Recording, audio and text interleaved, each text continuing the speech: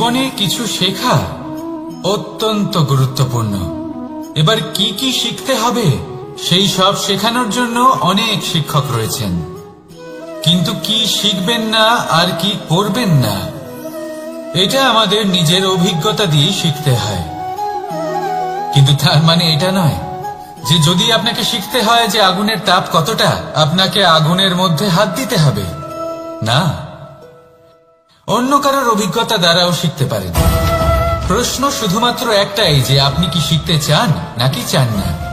যদি আপনি এটাই ভাবেন যে আমি শুধুই নিজের অভিজ্ঞতা দ্বারাই শিখতে চাই, তাহলে জীবনকাল ছোট মনে হবে, অনেক কিছুই শিখতে পারবেন না। তাই নিজের সাথে সাথে বড়দের অভিজ্ঞতার দ্বারাও শেখা শুরু করে দিন। এই সংসারের অভিজ্ঞতা দ্বারা শিখতে শুরু করে দিন। আর এটা নিশ্চিত রূপে শেখা আবশ্যক যে কখন কি করবেন না, কোথায় থামতে হবে আর কোথায় থামবেন না। তাহলে আসুন আর আমার সাথে ভালোবেসে বলুন, রাধা রাধা।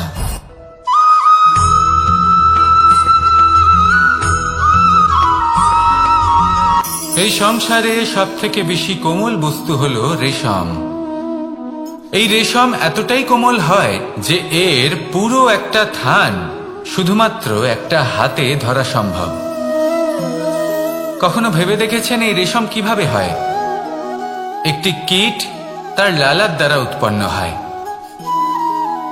এই কীট সেই রেশমকে পাক দিতে থাকে, পাক দিতেই থাকে আর আস্তে আস্তে তার মধ্যেই জড়িয়ে পড়ে। শেষে ওর এই সুন্দর অমূল্য সৃষ্টি রেশমের এই সুতো তার নির্মাণ কার্য পূর্ণ হয়, কিন্তু তাতেই ও নিজে বন্দী হয়ে যায়। নিজেরই মায়াজালের এই বন্দী গৃহে নিজেই ফেঁসে যায়। এবার এই সুতোকে ব্যবহারযোগ্য করে তোলার জন্য এই কীটগুলিকে এই কবচের সাথেই ফুটন্ত জলে ফেলে দেওয়া হয়। এই সংসারে যদি আমাদের স্বপ্ন এই সংসারের দুঃখ হরণ করার জন্য, এই সংসারে সুখ বিতরণ করার জন্য হয়, তবেই আমাদের প্রগতি সম্ভব। যদি আমাদের এই স্বপ্ন শুধুই আমাদের এবং আমাদের স্বার্থ সিদ্ধির জন্য হয়, তাহলে এই স্বপ্ন আমাদের অন্ধ করে দেবে, আমাদের অন্ধকারের পথে নিয়ে যাবে, আর আমরাও সেই কীটের মতো হয়ে যাব। নিজেদেরই মায়াজালে আমরা নিজেই ফেঁসে যাব, আর শেষে আমরা যদি কিছু লাভ করি তা হবে একাকিত্ব, অন্ধকারময় মৃত্যু। তাই স্বপ্ন অবশ্যই দেখুন, কিন্তু এমন ভাবে স্বপ্ন দেখবেন না যে তার এই বন্দিগৃহে আপনি নিজেই ফেঁসে গেলেন। স্বপ্ন দেখুন পরোপকারে।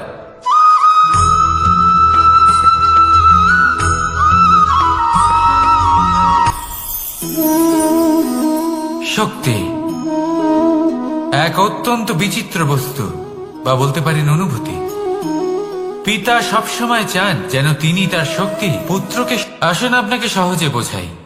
যদি আপনি সুপাত্র হন আর আপনাকে শক্তি দেওয়া হয়, তাহলে আপনি সেই শক্তির গুরুত্ব বুঝবেন, কোথায় সেই শক্তি প্রয়োগ করা উচিত সেটা বুঝবেন। আর এটা যেহেতু অর্জন করা শক্তি হবে, সেই শক্তির অপব্যবহার হবে না। কিন্তু যদি এই আপনি কুপাত্র হন আর যদি আপনাকে এই শক্তি দেওয়া হয়, তাহলে কি হবে?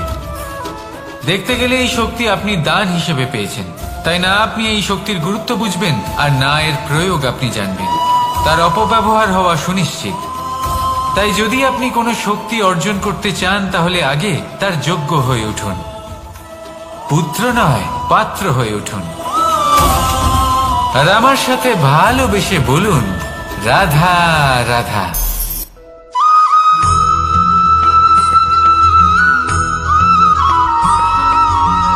এই সংসারে প্রত্যেক মানুষ এটাই চান যে তিনি যেন ধনবান হন, আর্থিক অবস্থা তার ভালো থাকে, ওনার বাড়িতে লক্ষ্মীর আগমন হয়। কিন্তু সেটা হবে কি করে, সেটাই হলো প্রশ্ন। কেউ বলেন যে যদি পরিশ্রম করো তাহলে ধন অর্জন সম্ভব, কেউ বলেন যে যদি বিদ্যা লাভ হয় তবেই ধন অর্জন সম্ভব, কেউ বলেন যে যদি বলশালী হও তবেই সম্পন্ন থাকবে। ভালো কথা, যদি তাই হয়ে থাকে, তবে দিনমজুর সারা দিন পরিশ্রম করেন, তিনি কেন ধনী হন না? অনেকজন বিদ্বান মানুষ আছেন এই সংসারে, তারা কেন ধনবান হন না? অনেক সংখ্যক বলশালী ব্যক্তি আছেন, তাদের কাছে ধন নেই কেন? তাদের কেন ধনের অভাব হয়? আবার এমনও কিছু মানুষ আছেন যারা পরিশ্রম করেন, তারা দিনমজুর, কিন্তু তারা ধন অর্জন করতে পারেন। কিছু বিদ্বান ব্যক্তি আছেন যাদের কাছে অধিক মাত্রায় ধন রয়েছে। কয়েকজন বলশালী ব্যক্তি রয়েছেন যাদের কাছে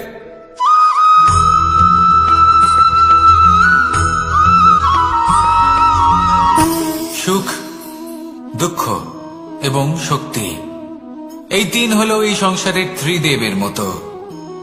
আমাদের জীবনে যা কিছু ঘটছে এই তিনটির ভিত্তির উপরেই হচ্ছে। আসলে এই সংসারের একটা নিয়ম আছে, যখনই আপনি কিছু লাভ করেন এই সংসার আপনার পরীক্ষা নেয়। এটা জানার জন্য আপনার পরীক্ষা নেয় যে আপনি যা কিছুই লাভ করেছেন আপনি কি আদৌ সেটার যোগ্য কিনা। ঠিক সেইভাবেই এই সুখ, দুঃখ এবং শক্তি আপনার পরীক্ষা নিয়ে থাকে। যখন সুখ আসে তখন সে আপনার পরীক্ষা নেয় যে আপনার মধ্যে অহংবোধ জাগ্রত হয়নি তো। যদি অহংবোধ চলে আসে তাহলে সুখ সেখানেই সঙ্গ ত্যাগ করে। দুঃখ আপনার ধৈর্যের পরীক্ষা নিতে থাকে, আর যদি আপনার মধ্যে ধৈর্য না থাকে তাহলে এটা আপনাকে আরো বেশি দুঃখের গভীর অন্ধকারে ঠেলে দেবে। সেখানে শক্তি পরীক্ষা নেয় আপনার বিনম্রতার। যদি আপনি বিনম্র না হন তাহলে হয় এই শক্তি আপনার সঙ্গ ত্যাগ করবে, নয় এই শক্তি বিনম্রতার অভাবে আপনার পতনের কারণ হতে পারে। এই সংসারে যে কোনো ব্যক্তি যিনি এই পরীক্ষায় উত্তীর্ণ হয়ে থাকেন এই জীবনে তিনি সাফল্য লাভ করেন। আসুন আমার সাথে ভালোবেসে বলুন, রাধা রাধা।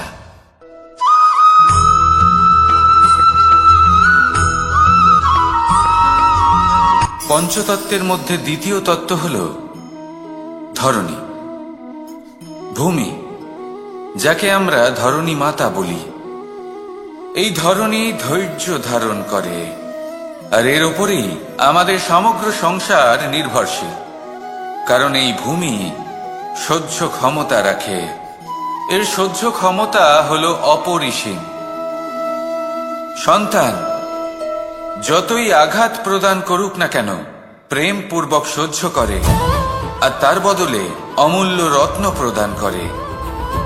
সন্তান যদি হাল চালায় তাহলে তার বদলে তাকে অন্ন প্রদান করে।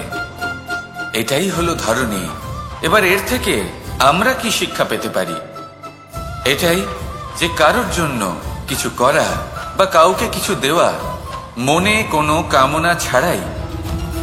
আর এই কথাটা বুঝে যান, যদি কারোর জন্য কামনা না রেখে বা কোনো পাওয়ার আশা না রেখে কারোর জন্য কিছু করেন বা কারোকে কিছু দেন, যদি এটা আপনি শিখতে পারেন তবে আপনি ভালোবাসতে শিখে গেছেন।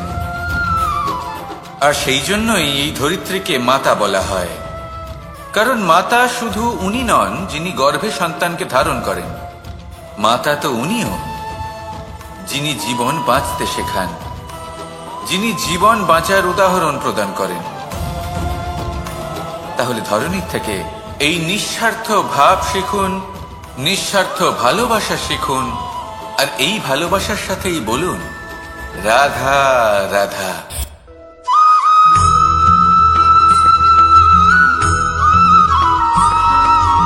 মানুষ জন্মগ্রহণ করে, তার সাথে ভয়েরও জন্ম হয়। ছোটবেলা থেকেই আমাদের মনে কোনো না কোনো প্রকারের ভয় থেকেই যায়।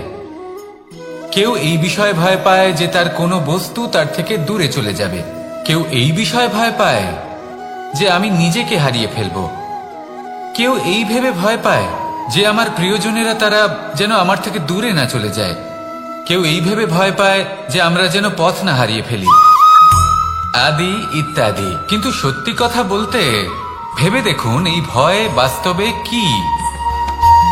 শুধুই একটা মনস্থিতি, আর কিছুই নয়। যা কিছু আপনি জীবনে পেয়েছেন তা একদিন আপনাকে হারাতে হবে। এই জীবন হলো আপনারই, কিন্তু তাও একদিন সমাপ্ত হবে।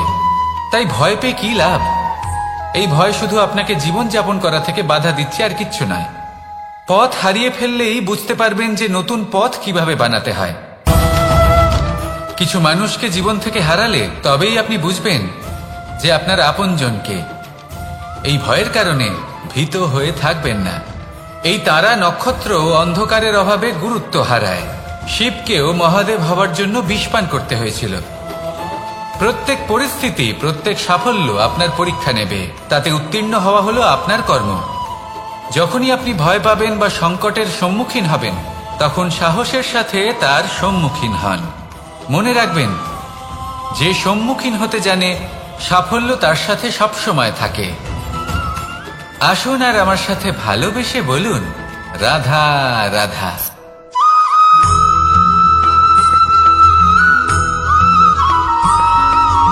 জীবনে অগ্রসর হওয়ার জন্য আমাদের কাকে প্রয়োজন হয়? মাতা পিতা, বন্ধু, প্রেম, সাহায্য, অর্থ, পরিশ্রম, আশা। ভিন্ন ভিন্ন মানুষ ভিন্ন ভিন্ন বিকল্প চয়ন করে। যদি আমি আপনাকে বলি, তাহলে জয় আর পরাজয়ের মন্ত্র দুটো শব্দের উপর নির্ভর করে, মেনে নেওয়া আর দৃঢ় হওয়া। যদি মেনে নেন তাহলে হেরে যাবেন, যদি দৃঢ় হন তাহলে নিশ্চিত রূপে জয়ী হবেন। যদি কখনো আপনি ক্লান্ত হয়ে ওঠেন, আপনি দুঃখী হন, পুরোপুরি ভেঙে পড়েছেন, তখন মেনে নেবেন না যে আপনি ভেঙে পড়েছেন, নয়তো হেরে যাবেন। তখন উল্টে স্থির করবেন যে যাই হয়ে যাক না কেন, আমি জয়ী হবই। আর আপনি দেখবেন যে জয় নিশ্চিত রূপে আপনার কাছেই আসবে। তাহলে এই কথা মনে রাখবেন আর আমার সাথে ভালোবেসে বলবেন, রাধা রাধা।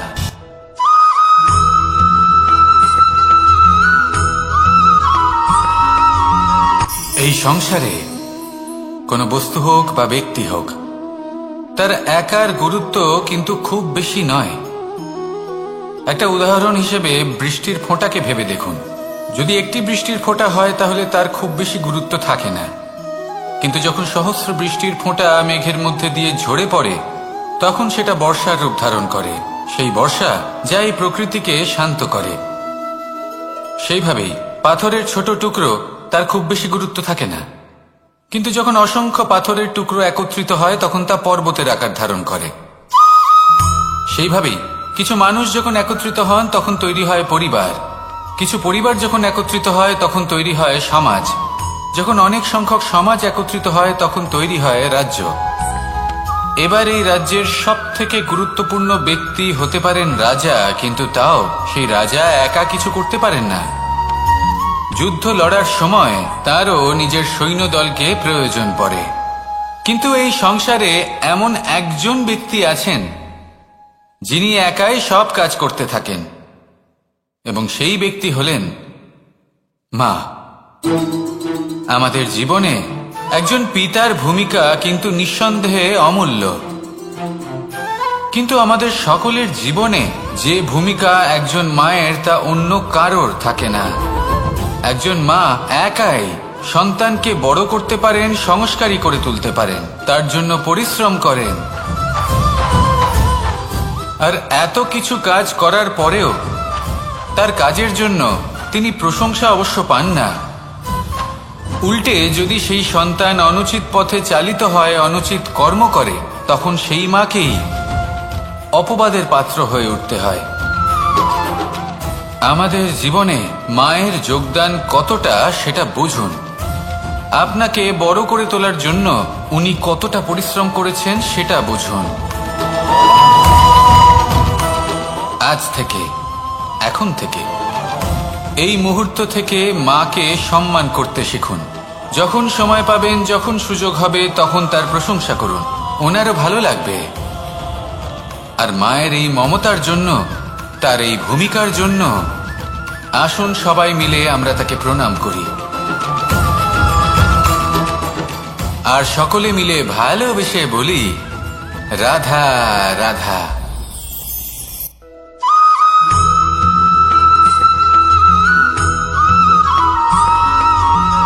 এই সংসারের সব থেকে গুরুত্বপূর্ণ তত্ত্ব কোনটা?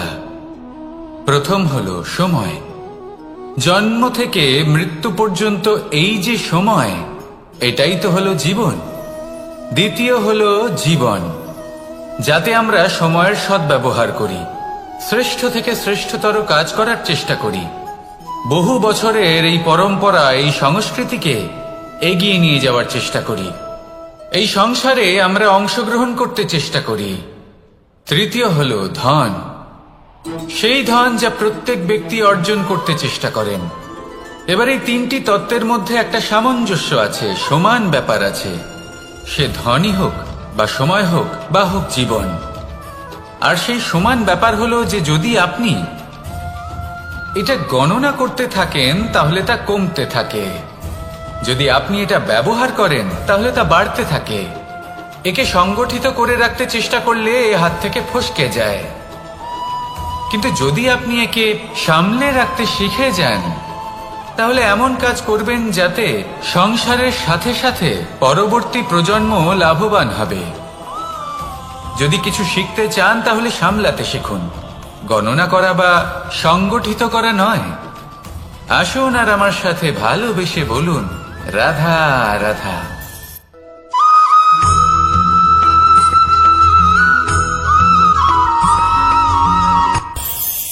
এই সংসারে আমরা প্রকাশ কোথা থেকে পাই? এর উত্তর বড়ই সরল। ভোরে যখন সূর্যোদয় হয় তখন প্রকাশের কিরণ আমাদের ঘরে এসে পৌঁছয়। এইভাবেই আমরা প্রকাশ লাভ করি। এবার এই প্রকাশের আলোতেই আমরা সারাদিনের কাজ সম্পন্ন করি। সন্ধে হয়ে যায়, সূর্যাস্ত হয়ে যায়, আর আমাদের ঘর যাতে অন্ধকার না হয় তার জন্য আমরা একটা প্রদীপ প্রজ্বলিত করি। এটাই ঘটে আমাদের জীবনেও। এবার প্রবাহমান আয়ুর সাথে আমরা আমাদের অন্তরে যদি একটা প্রদীপ প্রজ্বলিত করে নিই তাহলে বিষয়টাই অন্যরকম হবে। এবার আপনি বলবেন কোন প্রকাশের কথা বলছি যা আমাদের অন্তরে জাগ্রত করা সম্ভব? আমাদের আত্মার মাঝে প্রেমের প্রকাশ জাগ্রত করার কথা বলছি। কারণ আমাদের এই জীবন এও হলো দিনের আলোর মতো। আজ প্রকাশ আছে, কিন্তু কোনোদিন অবশ্যই অস্ত হবে।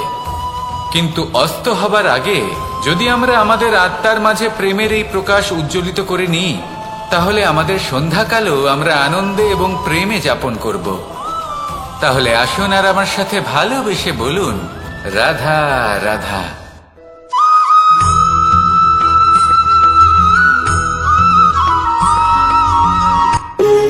যখন মানুষের মৃত্যু হয় তখন কি হয়? অনেক সংখ্যক মানুষ শোক পালন করতে চলে আসেন।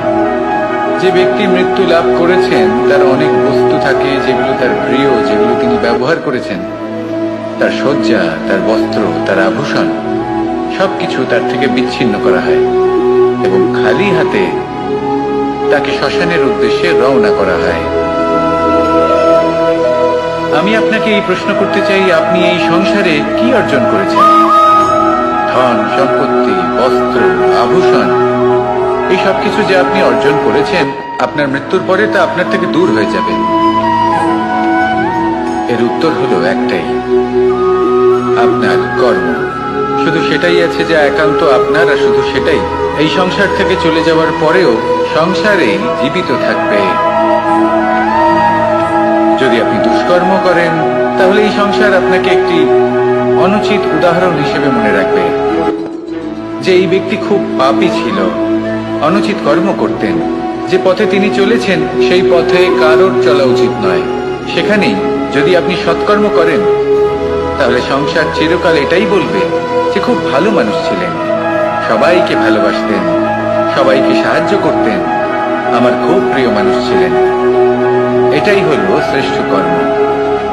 সেই জন্য জীবনে শুধুমাত্র ধন, সম্পত্তি, আভূষণ এই সব অর্জন করতে গিয়ে নিজের মনোনিবেশ করবেন না। শ্রেষ্ঠ কর্ম করুন। সংসার থেকে চলে যাওয়ার পরেও এই কর্মই এই সংসারে আপনাকে জীবিত রাখবে। আসুন আমার সাথে ভালোবেসে বলুন, রাধা রাধা।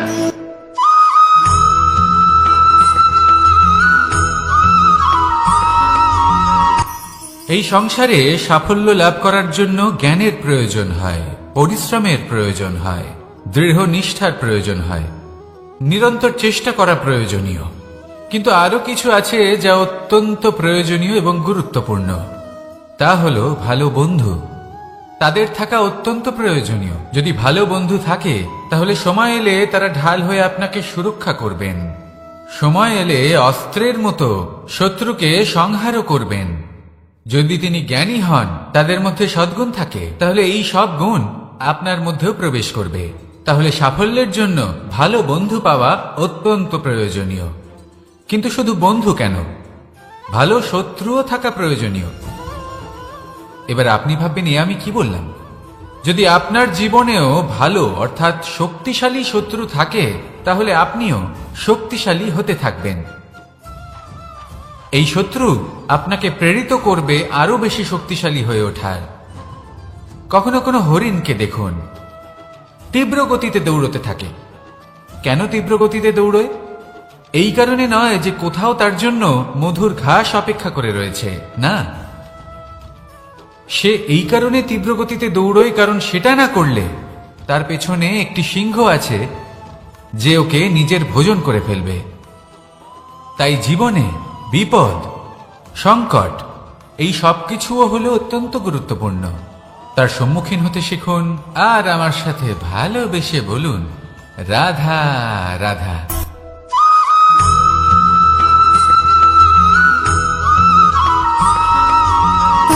সুখ, দুঃখ এবং শক্তি, এই তিন হলো এই সংসারের ত্রিদেবের মতো। আমাদের জীবনে যা কিছু ঘটছে এই তিনটির ভিত্তির উপরেই হচ্ছে। আসলে এই সংসারের একটা নিয়ম আছে। যখনই আপনি কিছু লাভ করেন, এই সংসার আপনার পরীক্ষা নেয়।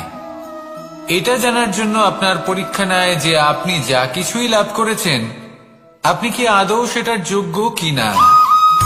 ঠিক সেইভাবেই এই সুখ, দুঃখ এবং শক্তি আপনার পরীক্ষা নিয়ে থাকে। যখন সুখ আসে তখন সে আপনার পরীক্ষা নেয় যে আপনার মধ্যে অহংবোধ জাগ্রত হয়নি তো। যদি অহংবোধ চলে আসে তাহলে সুখ সেখানেই সঙ্গ ত্যাগ করে। দুঃখ আপনার ধৈর্যের পরীক্ষা নিতে থাকে, আর যদি আপনার মধ্যে ধৈর্য না থাকে তাহলে এটা আপনাকে আরো বেশি দুঃখের গভীর অন্ধকারে ঠেলে দেবে। সেখানে শক্তি পরীক্ষা নেয় আপনার বিনম্রতার। যদি আপনি বিনম্র না হন তাহলে হয় এই শক্তি আপনার সঙ্গ ত্যাগ করবে, নয় এই শক্তি বিনম্রতার অভাবে আপনার পতনের কারণ হতে পারে। এই সংসারে যে কোনো ব্যক্তি যিনি এই পরীক্ষায় উত্তীর্ণ হয়ে থাকেন, এই জীবনে তিনি সাফল্য লাভ করেন। আসুন আমার সাথে ভালোবেসে বলুন, রাধা রাধা।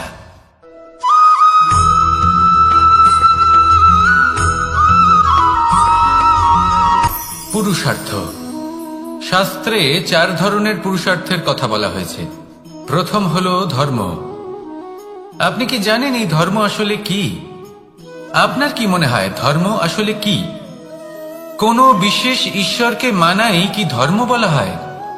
নাকি কোনো বিশেষ রীতি পালন করাই হলো ধর্ম? নাকি কোনো বিশেষ সাহিত্যকে সর্বশ্রেষ্ঠ মনে করাই হলো ধর্ম? না, ধর্ম হলো সেটা যাকে ধারণ করা যেতে পারে। আর ধারণ শুধু সেটাই করা যায় যা পবিত্র। পবিত্র শুধু তাকেই বলা হয় যা নিঃস্বার্থ, যার মধ্যে শাসন করার কোনো ইচ্ছে নেই, যা সরলভাবেই প্রবাহমান, জল এবং বায়ুর মতো। যখন কোনো ব্যক্তি ধর্মকে ধারণ করেন এবং সেই ধর্ম সেই ব্যক্তিকে রক্ষা করে, তখন তাকে ধর্ম বলা হয়। ধর্ম যা রক্ষা করে অহংকার থেকে, খারাপ চিন্তার হাত থেকে। সেই জন্য পুরুষার্থ গড়ে তোলার আগে, ধর্ম পালন করার আগে ধর্মের প্রকৃত অর্থ কি সেটা বুঝে নিন। এটা জেনে রাখুন যে সমস্ত ধর্মের আধার, সমস্ত ধর্মের ভিত শুধুমাত্র ভালোবাসা। আসুন আর এই ভালোবাসার সাথেই বলুন, রাধা রাধা।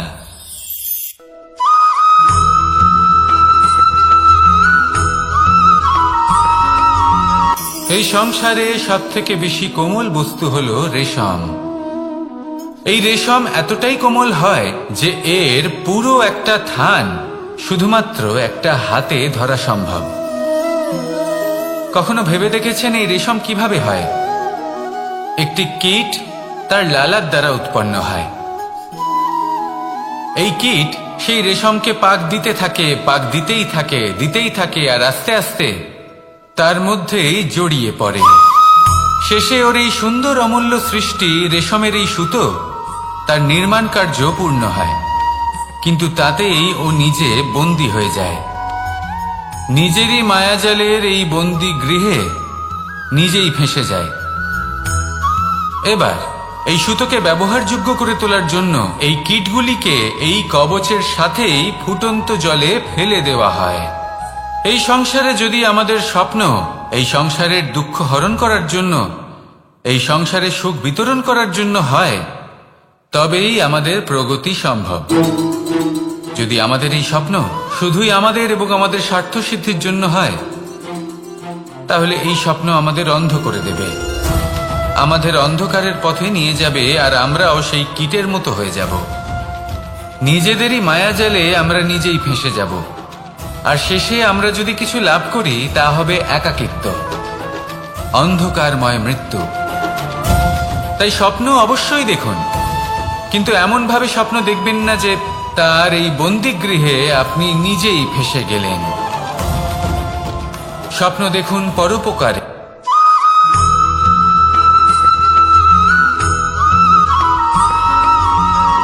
কেউ বলে জীবন খুব ক্ষণস্থায়ী, কেউ বলে জীবন হলো একটা সুন্দর স্বপ্নের মতো, আবার কেউ বলবে জীবন হলো এক কঠোর সত্য। কিন্তু জীবন আসলে কি? জীবন হলো আপনারই প্রতিবিম্ব, একটা দর্পণ। অর্থাৎ আপনি জীবনকে সেইভাবেই পাবেন যেরকম আপনি নিজেকে প্রতিপন্ন করবেন। যদি আপনি দর্পণের দিকে তাকিয়ে হাসেন, তাহলে আপনি সামনে হাসি মুখী দেখতে পাবেন। এবার যদি আপনি গম্ভীর হয়ে থাকেন, তাহলে আপনি একজন রুষ্ট ব্যক্তি দেখতে পাবেন। শেষে সবথেকে বেশি গুরুত্বপূর্ণ হলো আপনার চেষ্টা। আপনাকে সবসময় চেষ্টা করতে হবে যাতে আপনি নিজেকে প্রসন্ন এবং ইতিবাচক মনোভাবে রাখেন। এটা হলো আপনারই উত্তরদায়িত্ব, তাকে পালন করুন। এই মনকে প্রসন্ন রাখুন, এই সংসারকে সুন্দর বলে মনে হবে, আর এই মন প্রসন্ন হয়ে বলবে রাধা রাধা।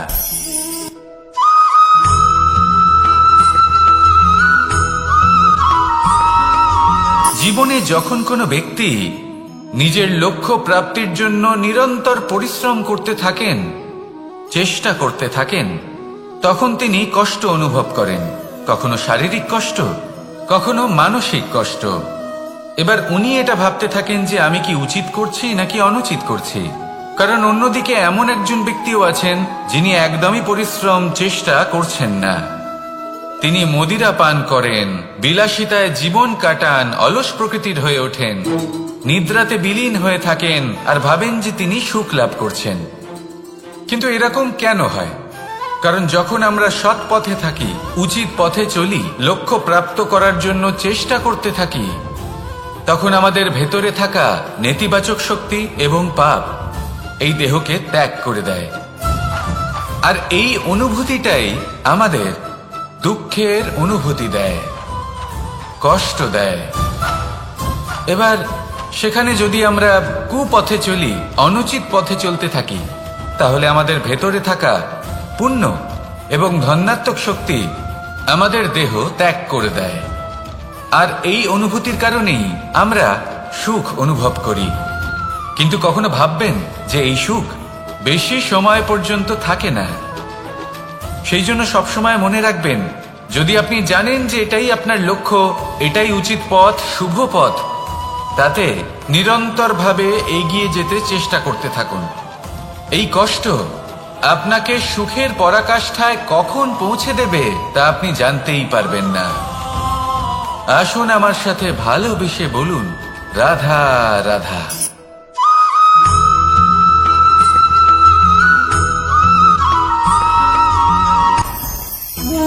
ভোজন। এবার ভোজন সংগ্রহ করার জন্য মানুষ কি না করেন। সবসময় চেষ্টা করতে থাকেন, ফসল উৎপাদনের জন্য অনেক পরিশ্রম করতে থাকেন, কিন্তু অনেক সময় অনেক পরিশ্রম করার পরেও ফসল ভালো উৎপাদন হয় না। এর কারণ কি? কারণ হলো এটাই যে আপনি পরিশ্রম হয়তো অনেক করেছেন, কিন্তু আপনার নজর তো সেই বীজের দিকে ছিলই না যা আপনি রোপণ করেছেন। সেই জন্য সবসময় কোনো বীজ রোপণ করার আগে তাকে পরখ করে দেখুন, তা অত্যন্ত আবশ্যক।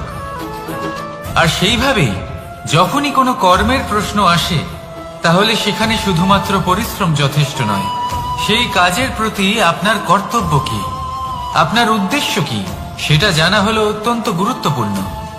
তাই কর্ম করুন, কিন্তু সেই কর্মের প্রতি আপনার যা উদ্দেশ্য তার মাহাত্ম্য বুঝতে চেষ্টা করুন। তাহলে আসুন আমার সাথে ভালোবেসে বলুন, রাধা রাধা।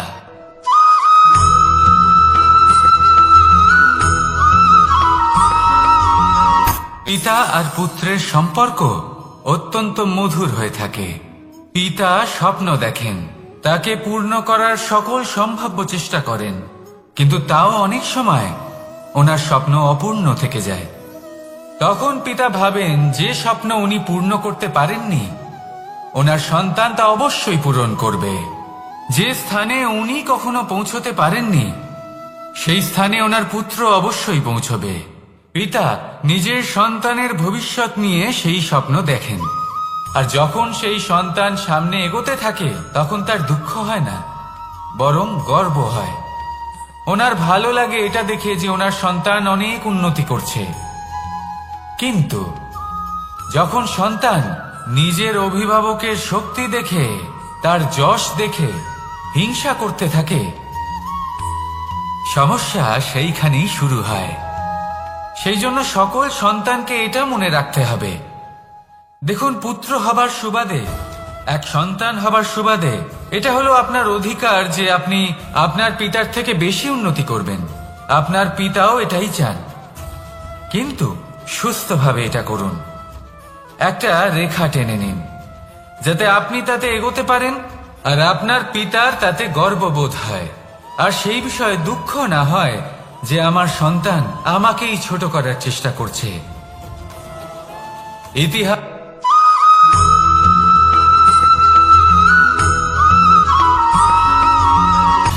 সময়, জীবন, কাল। দেখতে গেলে এই তিনটি শব্দ একটি শব্দেরই সমার্থক শব্দ মনে হয়, কিন্তু এই শব্দগুলির অর্থ কি সমান? কখনোই নয়। হ্যাঁ, এই সময় চলতে থাকে, জীবন চলতে থাকে, কালচক্র চলতে থাকে। এই সময় কেটে যায়, কিন্তু এই জীবন, একে যাপন করতে হয়। কি বলেন? এই জীবনে কিছু করুন বা কিছু না করুন, জীবন এমনি কেটে যাবে, আপনি জানতেও পারবেন না।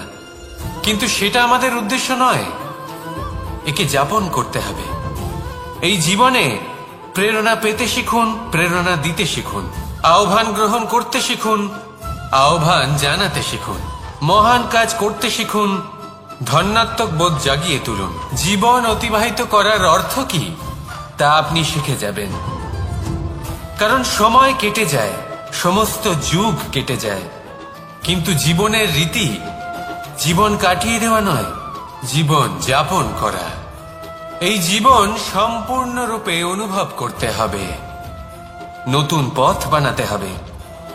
এবারে যদি এই জীবন বাঁচার সময় একবার ভেবে দেখুন, যদি মনে প্রেম থাকে, সদ্ভাবনা থাকে, তাহলে কি হবে?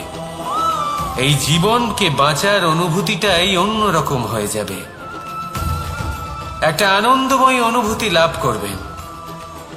তাহলে এটাই করুন, আর আমার সাথে ভালোবেসে বলুন, রাধা রাধা।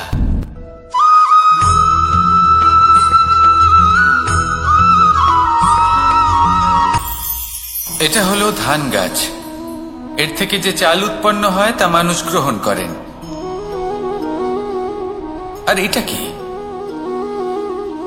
এ হলো জংলি ঘাস। একবার ভেবে দেখুন, যদি এই জংলি ঘাস ধান গাছের আশেপাশে থাকে তাহলে কি হবে? ধান উৎপন্ন হতে পারবে? তা উৎকৃষ্ট হতে পারবে? আমরা কি তা গ্রহণ করতে পারবো? কখনোই নয়। এই জংলি ঘাস ধানকে নষ্ট করে দেবে, কিন্তু নিজে জীবিত থাকবে। এটাই হলো আজকের শিক্ষা। এই সংসারে যদি আপনি নীতির পথে চলতে চান, উচিত কর্ম করতে চান, সংসারকে সেবা করতে চান, তাহলে জংলি ঘাসের মতো ব্যক্তিদের থেকে সবসময় দূরে থাকতে হবে। সেই ব্যক্তি যারা দুর্নীতি এবং মিথ্যা দ্বারা পরিপূর্ণ, যাদের ব্যবহার অশুভ, যাদের অনেক অশুভ গুণ রয়েছে, তারা সঠিক নয়। সেই সকল ব্যক্তি যাদের চরিত্র অত্যন্ত দুষ্ট হয়, তারা হয় শুভ চরিত্রের ব্যক্তিকে একদম নষ্ট করে দেয়, নয় নিজের মতো বানিয়ে তোলে। তাই যদি আপনি নীতির পথে চলতে চান, এই সংসারের জন্য শুভ কর্ম করতে চান, তাহলে সেই সঙ্গ লাভ করুন যে সঙ্গ জ্ঞানে পরিপূর্ণ, যাদের মধ্যে অনেক গুণ আছে, যাদের থেকে প্রতিদিন কিছু শিখতে পারবেন। এমন ব্যক্তির সাথে জীবন অতিবাহিত করুন, দুরাচারীদের থেকে দূরে থাকুন। তবেই এই মন প্রসন্ন হয়ে বলবে, রাধা রাধা।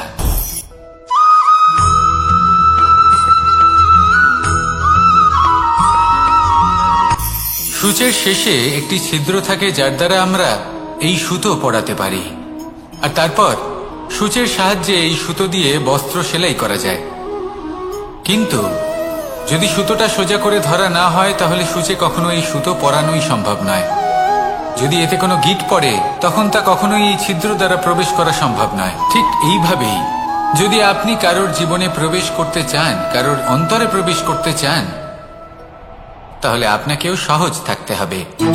এতে কোনো গিঁট থাকলে চলবে না, অর্থাৎ মনে যাতে কোনো মালিন্য না থাকে, যেন কোনো কুচিন্তা না থাকে। যদি এসব থাকে, তাহলে আপনি কখনো কারোর জীবনে প্রবেশ করতে পারবেন না। আর যদি কোনোভাবে আপনি প্রবেশ করেও যান, তাহলে তার মনে ঘর করতে পারবেন না।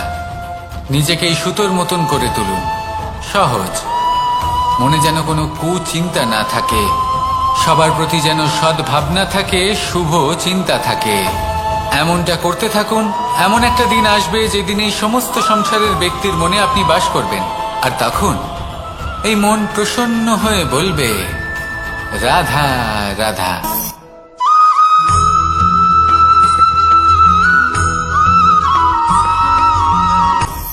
আপনি কখনো পর্বতের শিখরে উঠেছেন?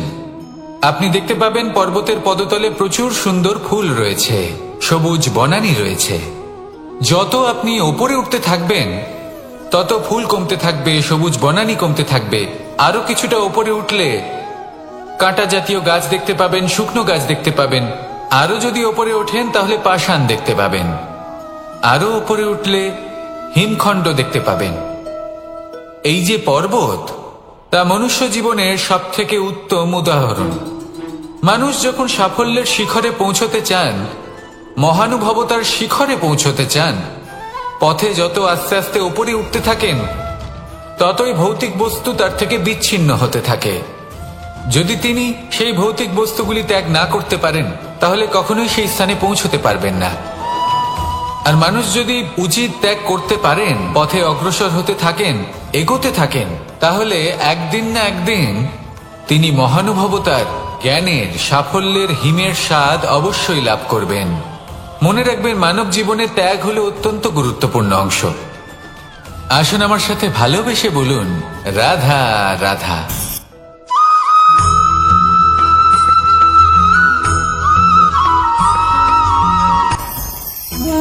ভোজন। এবার ভোজন সংগ্রহ করার জন্য মানুষ কি না করেন, সব সময় চেষ্টা করতে থাকেন। ফসল উৎপাদনের জন্য অনেক পরিশ্রম করতে থাকেন, কিন্তু অনেক সময় অনেক পরিশ্রম করার পরেও ফসল ভালো উৎপাদন হয় না। এর কারণ কি? কারণ হলো এটাই যে আপনি পরিশ্রম হয়তো অনেক করেছেন, কিন্তু আপনার নজর তো সেই বীজের দিকে ছিলই না যা আপনি রোপণ করেছেন। সেই জন্য সব সময় কোনো বীজ রোপণ করার আগে তাকে পরখ করে দেখুন, তা অত্যন্ত আবশ্যক। আর সেইভাবেই যখনই কোনো কর্মের প্রশ্ন আসে, তাহলে সেখানে শুধুমাত্র পরিশ্রম যথেষ্ট নয়, সেই কাজের প্রতি আপনার কর্তব্য কি, আপনার উদ্দেশ্য কি, সেটা জানা হলো অত্যন্ত গুরুত্বপূর্ণ। তাই কর্ম করুন, কিন্তু সেই কর্মের প্রতি আপনার যা উদ্দেশ্য তার মাহাত্ম্য বুঝতে চেষ্টা করুন। তাহলে আসুন আমার সাথে ভালোবেসে বলুন, রাধা রাধা।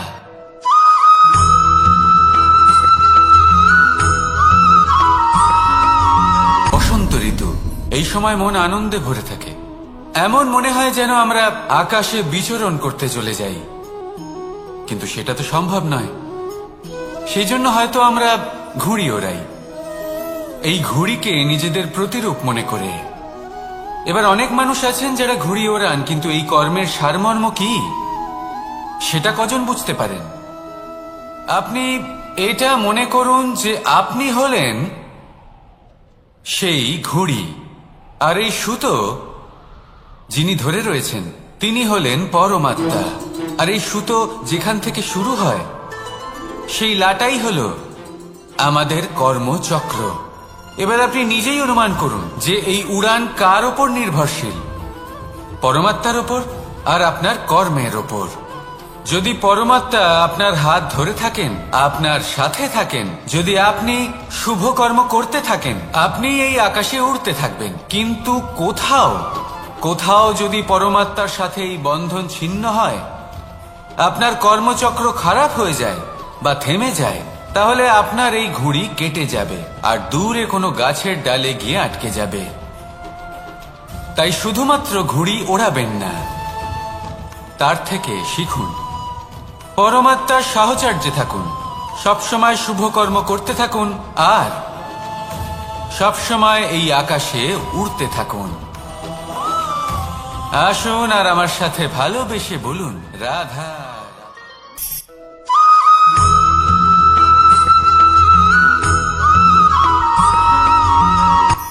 এই সংসারে সাফল্য লাভ করার জন্য জ্ঞানের প্রয়োজন হয়, পরিশ্রমের প্রয়োজন হয়, দৃঢ় নিষ্ঠার প্রয়োজন হয়, নিরন্তর চেষ্টা করা প্রয়োজনীয়।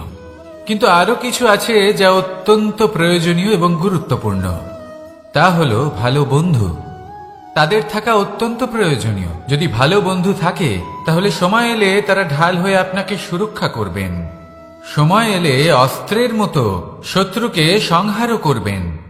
যদি তিনি জ্ঞানী হন, তাদের মধ্যে সদ্গুণ থাকে, তাহলে এই সব গুণ আপনার মধ্যেও প্রবেশ করবে। তাহলে সাফল্যের জন্য ভালো বন্ধু পাওয়া অত্যন্ত প্রয়োজনীয়।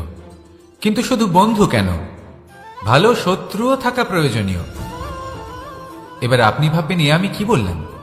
যদি আপনার জীবনেও ভালো অর্থাৎ শক্তিশালী শত্রু থাকে, তাহলে আপনিও শক্তিশালী হতে থাকবেন। এই শত্রু আপনাকে প্রেরিত করবে আরো বেশি শক্তিশালী হয়ে ওঠার। কখনো কোনো হরিণকে দেখুন, তীব্র গতিতে দৌড়তে থাকে। কেন তীব্র গতিতে দৌড়য়? এই কারণে নয় যে কোথাও তার জন্য মধুর ঘাস অপেক্ষা করে রয়েছে, না। সে এই কারণে তীব্র গতিতে দৌড়য় কারণ সেটা না করলে তার পেছনে একটি সিংহ আছে যে ওকে নিজের ভোজন করে ফেলবে। তাই জীবনে বিপদ, সংকট, এই সবকিছুও হলো অত্যন্ত গুরুত্বপূর্ণ। তার সম্মুখীন হতে শিখুন আর আমার সাথে ভালোবেসে বলুন, রাধা রাধা।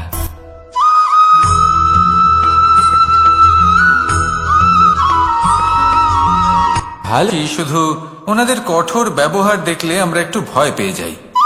এবার ওনাদের এই কঠোর ব্যবহার আমাদের ভালো না লাগলেও অত্যন্ত আবশ্যক, কারণ মাতার থেকে আমরা যে শক্তি লাভ করি তা যেন নিয়ন্ত্রণ হারিয়ে বিধ্বংসী না হয়ে ওঠে। আমরা যেন কোনো কুপথে না চলে যাই, আমরা কখনো যেন দোষ না করে ফেলি। শুধু সেই জন্য পিতা এবং গুরু একটু কঠোর হয়ে ওঠেন, এবং ওনাদের এই কঠোর আচরণ ভবিষ্যতে গিয়ে আমরা অবশ্যই বুঝতে পারি। জীবনে কিছু বছর আমরা এগিয়ে যাই আর তারপর আমরা বুঝতে পারি যে বাবা এবং গুরু আমাদের যথেষ্ট ভালোবাসতেন, কিন্তু ওনাদের ভালোবাসার বহিঃপ্রকাশ আলাদা। প্রয়োজনীয় হলো এটা দেখার, এটা বোঝার যে শুরু থেকে আমাদের প্রতি ওনাদের আচরণ কেমন ছিল। ওনাদের কঠোর হওয়ার পেছনে ওনাদের ভালোবাসাটা বোঝার চেষ্টা করুন, ওনাদের চিন্তাটা বোঝার চেষ্টা করুন। ওনাদের পথপ্রদর্শনের আড়ালে আপনার ভবিষ্যতের জন্য যে পরিকল্পনা ওনারা করেছেন সেটা বোঝার চেষ্টা করুন। তখন আপনারা বুঝতে পারবেন ওনাদের ভালোবাসাকে। আপনার মনের মধ্যে আপনা থেকেই ওনাদের প্রতি সম্মান জেগে উঠবে।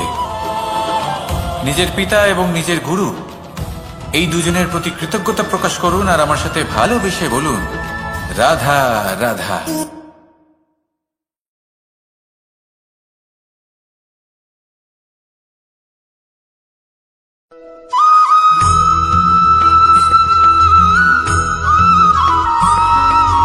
কথায় আছে, প্রত্যেক পুত্র তার পিতার প্রতিচ্ছবি হয়, আর সমস্ত প্রতিচ্ছবি চায় যেন সে তার অস্তিত্ব প্রাপ্ত করতে পারে। পুত্র চায় সে যেন তার পিতার মতো হয়, বা কখনো কখনো তার থেকেও শ্রেষ্ঠ হয়। সেটা কোনো অনুচিত ব্যাপার নয়। অনুচিত তখন হয় যখন পুত্র নিজের পিতার মতো হবার স্বপ্ন পূরণ করতে গিয়ে বা তার থেকেও শ্রেষ্ঠ হওয়ার স্বপ্ন পূরণে অনুচিত পথের আশ্রয় নেয়। কারণ তারপরে সে তার পিতার গুণগুলি আত্মসাৎ করতে চায় না। সে শুধুই এটা চায় যে সংসারের চোখে যেন আমি শ্রেষ্ঠ প্রমাণিত হই। এটা অনুচিত। সংসারে এমন অনেক মানুষ আছেন যারা এই কারণে শ্রেষ্ঠ হওয়ার চেষ্টা করেন যাতে তার পরিবারের তার পিতার সম্মান বৃদ্ধি পায়। এমনও মানুষ থাকেন, আর এটাই হলো পার্থক্য উদ্দেশ্যের। মনে রাখবেন, যদি আপনার উদ্দেশ্য শুভ হয় তাহলে পথও শুভ হবে, যদি আপনার উদ্দেশ্য অশুভ হয় তাহলে পথও অশুভ হবে। তাহলে নিজের পিতার মতো হবার চেষ্টা অবশ্যই করুন, তার থেকেও শ্রেষ্ঠ হওয়ার চেষ্টা অবশ্যই করুন, কিন্তু মনে রাখবেন আপনার সংকল্প আর আপনার উদ্দেশ্য এই দুই শুভ হওয়া উচিত। তাহলে আসুন আর আমার সাথে ভালোবেসে বলুন, রাধা রাধা।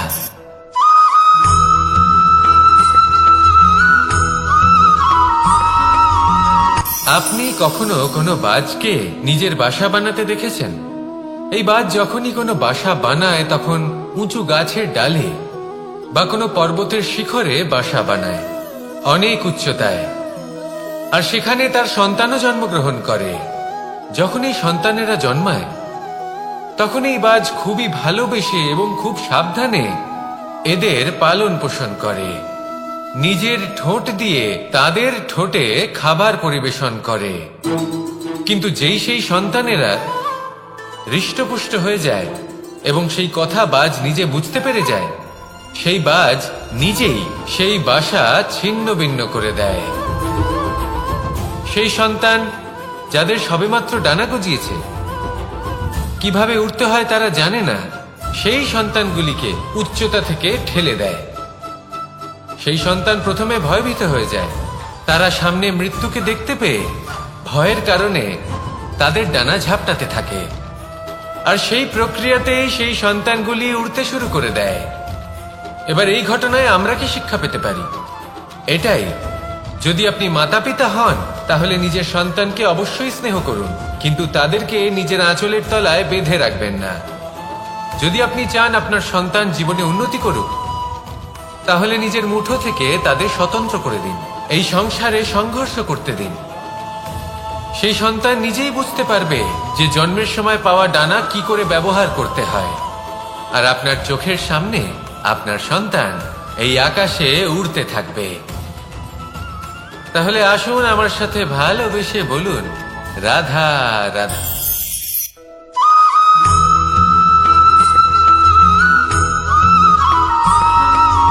ফিরে আসছিলেন এবং তাদের ফেরার পথে হঠাৎ করে কোথাও থেকে একটি বাছুর চলে এলো।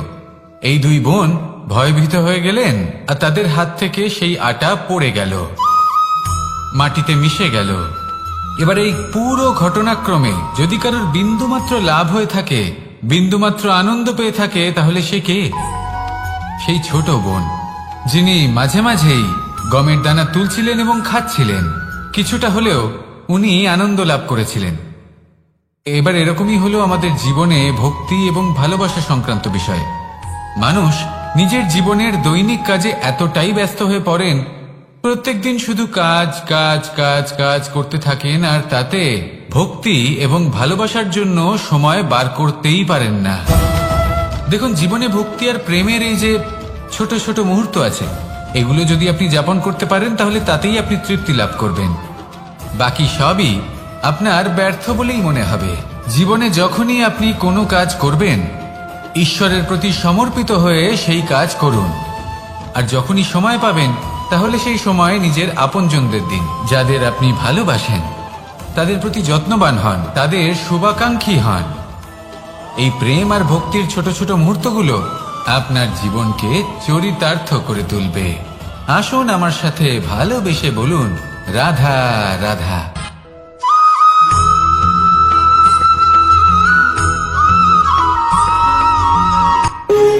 যখন মানুষের মৃত্যু হয় তখন কি হয়?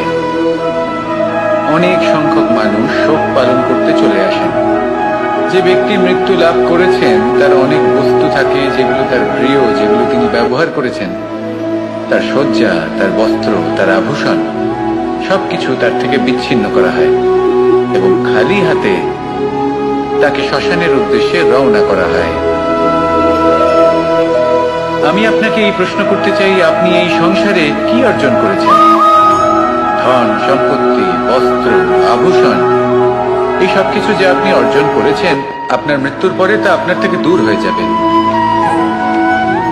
এর উত্তর হলো একটাই, আপনার কর্ম। শুধু সেটাই আছে যা একান্ত আপনার, আর শুধু সেটাই এই সংসার থেকে চলে যাওয়ার পরেও সংসারেই জীবিত থাকবে। যদি আপনি দুষ্কর্ম করেন, তাহলে এই সংসার আপনাকে একটি অনুচিত উদাহরণ হিসেবে মনে রাখবে যে এই ব্যক্তি খুব পাপী ছিল, অনুচিত কর্ম করতেন। যে পথে তিনি চলেছেন সেই পথে কারোর চলা উচিত নয়। সেখানেই যদি আপনি সৎকর্ম করেন, তাহলে সংসার চিরকাল এটাই বলবে যে খুব ভালো মানুষ ছিলেন, সবাইকে ভালোবাসতেন, সবাইকে সাহায্য করতেন, আমার খুব প্রিয় মানুষ ছিলেন। এটাই হলো শ্রেষ্ঠ কর্ম। সেই জন্য জীবনে শুধুমাত্র ধন সম্পত্তি, আভূষণ এই সব অর্জন করতে গিয়ে নিজের মনোনিবেশ করবেন না।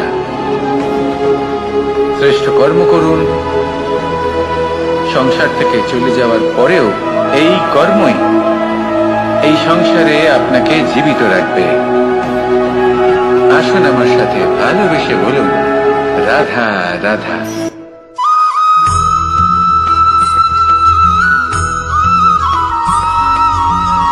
পুরুষার্থ। শাস্ত্রে 4 ধরনের পুরুষার্থের কথা বলা হয়েছে। প্রথম হলো ধর্ম। আপনি কি জানেন এই ধর্ম আসলে কি? আপনার কি মনে হয় ধর্ম আসলে কি? কোনো বিশেষ ঈশ্বরকে মানাই কি ধর্ম বলা হয়? নাকি কোনো বিশেষ রীতি পালন করাই হলো ধর্ম? নাকি কোনো বিশেষ সাহিত্যকে সর্বশ্রেষ্ঠ মনে করাই হলো ধর্ম? না, ধর্ম হলো সেটা যাকে ধারণ করা যেতে পারে। আর ধারণ শুধু সেটাই করা যায় যা পবিত্র। পবিত্র শুধু তাকেই বলা হয় যা নিঃস্বার্থ, যার মধ্যে শাসন করার কোনো ইচ্ছে নেই, যা সরলভাবেই প্রবাহমান, জল এবং বায়ুর মতো। যখন কোনো ব্যক্তি ধর্মকে ধারণ করেন এবং সেই ধর্ম সেই ব্যক্তিকে রক্ষা করে, তখন তাকে ধর্ম বলা হয়। ধর্ম যা রক্ষা করে অহংকার থেকে, খারাপ চিন্তার হাত থেকে। সেই জন্য পুরুষার্থ গড়ে তোলার আগে, ধর্ম পালন করার আগে ধর্মের প্রকৃত অর্থ কি সেটা বুঝে নিন। এটা জেনে রাখুন যে সমস্ত ধর্মের আধার, সমস্ত ধর্মের ভিত শুধুমাত্র ভালোবাসা। আসুন আর এই ভালোবাসার সাথেই বলুন, রাধা রাধা।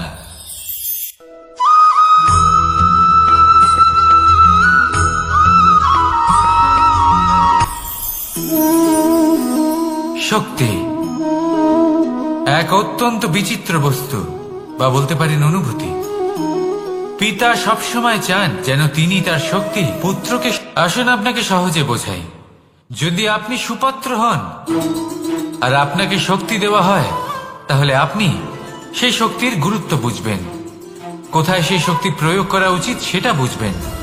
আর এটা যেহেতু অর্জন করা শক্তি হবে, সেই শক্তির অপব্যবহার হবে না। কিন্তু যদি এই আপনি কুপাত্র হন আর যদি আপনাকে এই শক্তি দেওয়া হয়, তাহলে কি হবে? দেখতে গেলে এই শক্তি আপনি দান হিসেবে পেয়েছেন, তাই না আপনি এই শক্তির গুরুত্ব বুঝবেন আর না এর প্রয়োগ আপনি জানবেন।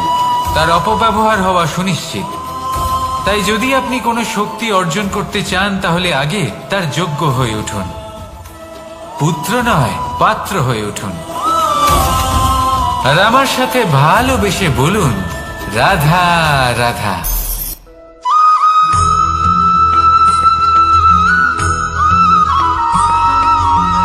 কথায় আছে যে এমন কোনো অক্ষর নেই যার দ্বারা কোনো মন্ত্র হয় না। এমন কোনো বনস্পতি নেই যা নিজেই একটা ঔষধি নয়। পৃথিবীর এমন কোনো ব্যক্তি নেই যার মধ্যে কোনো যোগ্যতা থাকে না। শুধু প্রয়োজন হলো যে ব্যক্তিকে আমরা খুঁজে চলেছি তাকে সঠিকভাবে চিনে নেওয়া। যদি তার যোগ্যতা, তার বিশেষত্ব আমরা বুঝতেই না পারি, তাহলে আর লাভ কি রইল? এই সংসারে এমন অনেক ব্যক্তি রয়েছেন যারা ছোট ছোট অসফলতার কারণে আপনাকে এটা বলে দেবে যে আপনি কোনো কাজের নন, আপনি হলেন মূর্খ, আপনি কিছুই করতে পারবেন না। এইসব কথায় কখনোই বিশ্বাস করবেন না, কারণ আপনি এবং প্রত্যেকটি জীব এই পরমাত্মা এবং এই প্রকৃতির সৃষ্টি, যা অত্যন্ত বিশেষ। যদি আপনাকে উদাহরণ দিই, তাহলে একদিকে আছে তরোয়াল, একটা বড় লম্বা তরোয়াল, যার দ্বারা যুদ্ধ করা যায়, জয়লাভ করা যায়। আর অন্যদিকে রয়েছে একটা ছোট্ট সূচ, কিন্তু যে কাজ একটা ছোট্ট সূচ করতে পারে তা একটা তরোয়াল দ্বারা সম্ভব নয়। এর অর্থ হলো এটাই যে প্রত্যেকটা রচনা অত্যন্ত অমূল্য এবং অত্যন্ত বিশেষ হয়। তাহলে বিশ্বাস রাখুন যে আপনি অত্যন্ত বিশেষ একজন, আর প্রেমের সাথে বলুন, রাধা রাধা।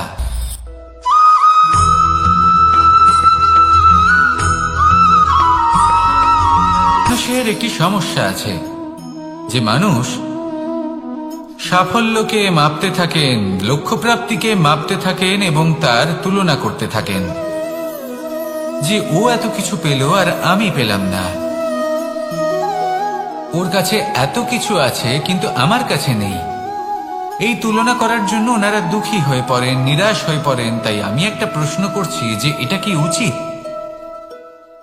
এই সংসারে আপনি কি নিয়ে তুলনা করবেন, যেখানে সূর্যদেব চন্দ্রমা দুজনেই আছেন, দুজনেই হলেন বিশেষ, দুজনেই নিজ নিজ সময়ে উদিত হন। এদের মধ্যে একজন না থাকলে তাহলে আমাদের জীবন কঠিন হয়ে পড়বে।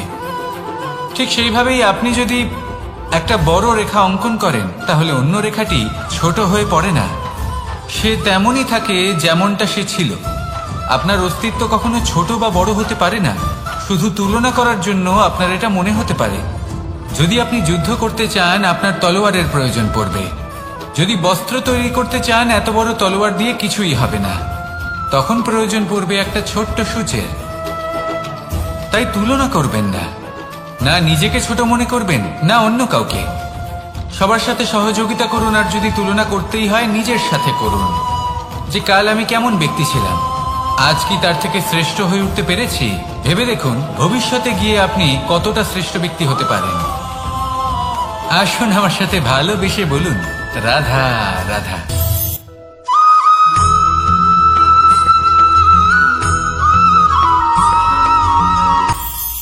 এটা হলো ধান গাছ। এর থেকে যে চাল উৎপন্ন হয় তা মানুষ গ্রহণ করেন। আর এটা কি? এ হলো জংলি ঘাস। একবার ভেবে দেখুন, যদি এই জংলি ঘাস ধান গাছের আশেপাশে থাকে তাহলে কি হবে? ধান উৎপন্ন হতে পারবে? তা উৎকৃষ্ট হতে পারবে? আমরা কি তা গ্রহণ করতে পারবো? কখনোই নয়। এই জংলি ঘাস ধানকে নষ্ট করে দেবে, কিন্তু নিজে জীবিত থাকবে। এটাই হলো আজকের শিক্ষা।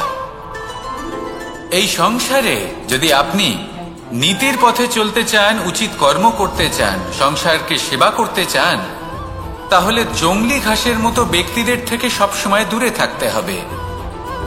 সেই ব্যক্তি যারা দুর্নীতি এবং মিথ্যা দ্বারা পরিপূর্ণ, যাদের ব্যবহার অশুভ, যাদের অনেক অশুভ গুণ রয়েছে, তারা সঠিক নয়। সেই সকল ব্যক্তি যাদের চরিত্র অত্যন্ত দুষ্ট হয়, তারা হয় শুভ চরিত্রের ব্যক্তিকে একদম নষ্ট করে দেয়, নয় নিজের মতো বানিয়ে তোলে। তাই যদি আপনি নীতির পথে চলতে চান, এই সংসারের জন্য শুভ কর্ম করতে চান, তাহলে সেই সঙ্গ লাভ করুন যে সঙ্গ জ্ঞানে পরিপূর্ণ, যাদের মধ্যে অনেক গুণ আছে, যাদের থেকে প্রতিদিন কিছু শিখতে পারবেন। এমন ব্যক্তির সাথে জীবন অতিবাহিত করুন, দুরাচারীদের থেকে দূরে থাকুন। তবেই এই মন প্রসন্ন হয়ে বলবে, রাধা রাধা।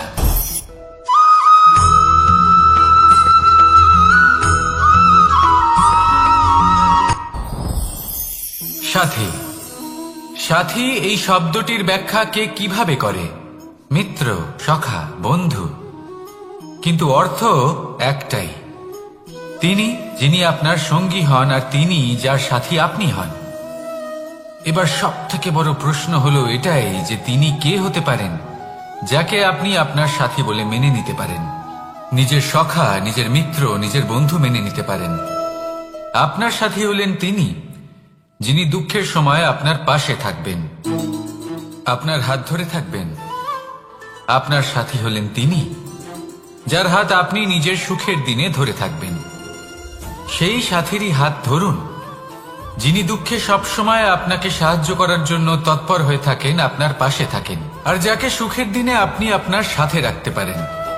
আর যখন আপনার সাথে আপনার এই সাথী থাকবে, তখন আপনি এটা বুঝবেন যে যখন জীবনে দুঃখ আসে, তখন এই দুঃখ কমে যায়, সবার মধ্যে ভাগ হয়ে যায়। আর যদি তখন সুখ আসে, তাহলে সেটা সবার উপস্থিতিতে আরো বেড়ে যায়। এটাই হলো প্রেম, এটাই হলো ভালোবাসা, এটাই হলো সঙ্গ। যেমন সম্পর্ক আমার আর রাধার মাঝে। তাহলে আসুন আর আমার সাথে ভালোবেসে বলুন, রাধা রাধা।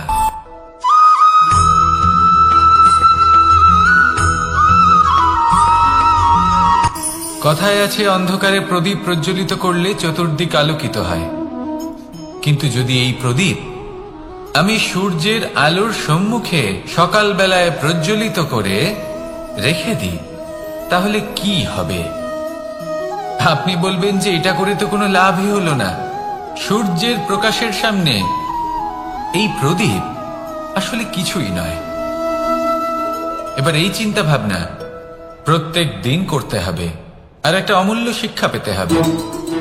মনে করুন যে আপনি মহাপুরুষের সামনে বসে আছেন, কোনো মহাজ্ঞানীর সামনে। তাহলে সেই ব্যক্তির সামনে নিজের জ্ঞানের প্রদীপ প্রজ্বলিত করবেন না,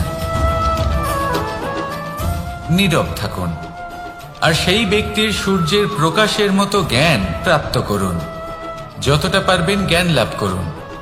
যদি এমন কোনো সময়, এমন কোনো স্থানে আপনি আছেন যেখানে চতুর্দিক অন্ধকার, কারোর কাছেই জ্ঞান নেই, সেখানে নিজের জ্ঞানের প্রদীপ প্রজ্বলিত করুন।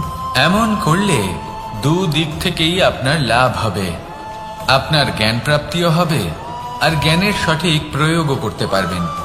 আর এই মন প্রসন্ন হয়ে বলবে, রাধা রাধা।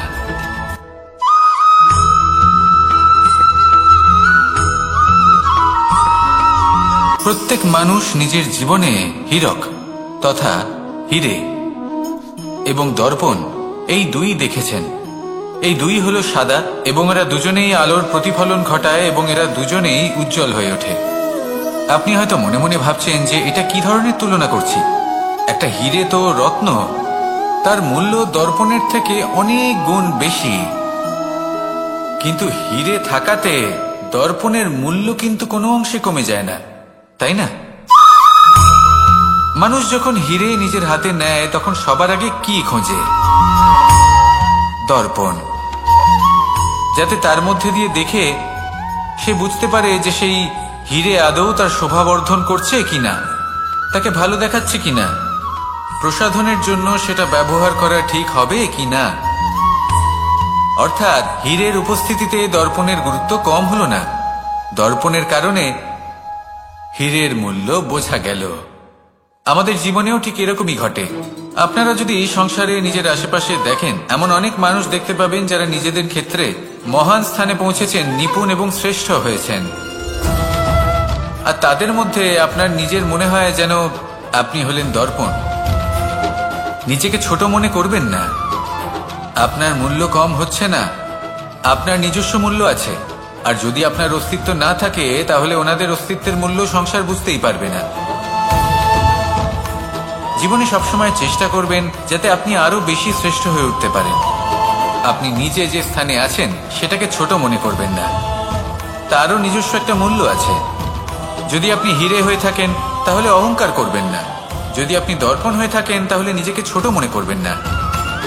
আসুন আর আমার সাথে ভালোবেসে বলুন, রাধা রাধা।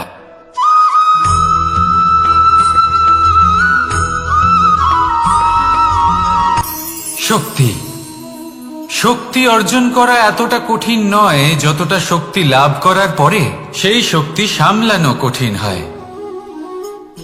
কারণ যেই মানুষ শক্তি লাভ করে তার মনে গর্ববোধ জন্মায়, জন্মায় অহংকার, জন্মায় জেদ। তাই শক্তি প্রাপ্ত করার সাথে বিনম্র থাকাও অত্যন্ত আবশ্যক। আর এটা আমাদের শেখা উচিত বৃক্ষের থেকে। বৃক্ষ যা আমাদের ফল দেয়, বৃক্ষ যা যত ফল দেয় ততটাই ঝুঁকে যায়। আমরা পাথর মারি ওই বৃক্ষের থেকে ফল প্রাপ্ত করার জন্য। সেই পাথরের মার সহ্য করেও বৃক্ষ আমাদের ফল দেয়। কোনো গর্ববোধ নেই, কোনো অহংকার বোধ নেই। আর সেই জন্য এই বৃক্ষের পুজো করা হয়। এটাই হলো মাহাত্ম্য শক্তির সাথে বিনম্রতার। যদি এই শক্তি সৃজন করে থাকে, সাহায্য করে থাকে, সম্বল হয়ে থাকে, তবেই সেই শক্তি উপযুক্ত। আর নয়তো সেই শক্তি একদিন আপনাকে আসক্ত অবশ্যই করবে। তাহলে শক্তি অবশ্যই অর্জন করুন, কিন্তু তার সাথে সেই শক্তি সামলানোর মতো বিবেকও আপনাকে অবশ্যই জাগ্রত করতে হবে। তাহলে আসুন আমার সাথে ভালোবেসে বলুন, রাধা রাধা।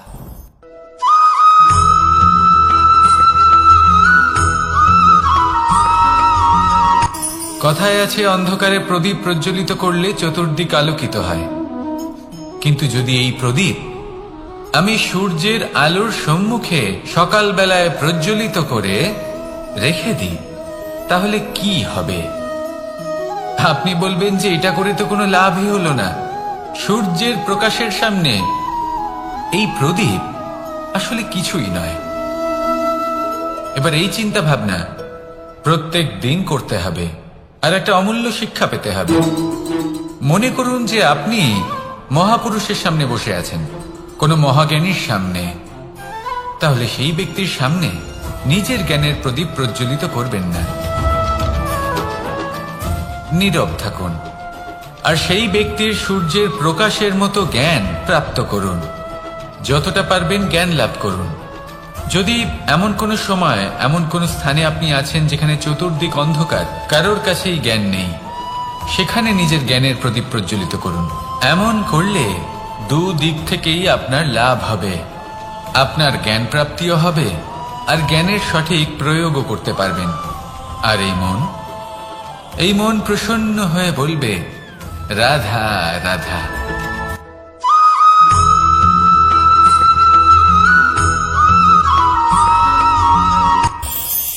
এই সংসারে আমরা প্রকাশ কোথা থেকে পাই? এর উত্তর বড়ই সরল।